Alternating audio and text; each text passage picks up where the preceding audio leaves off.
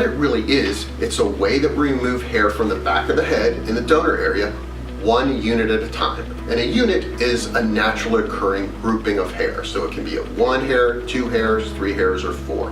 And the significance is it enables people to wear their hair really short, even shaved, without having a linear scar.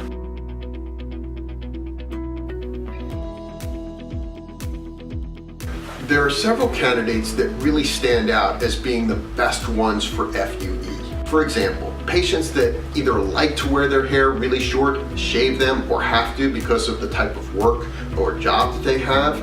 People that are young and they have a little bit of hair loss, they're not sure how much loss they're going to have in the future, and they want to keep their options open. Finally, when we talk about patients that have really tight scalps or they've had multiple strip surgeries in the past and there's too much tension, there's not a lot of movement in the scalp, we do FUE for those patients.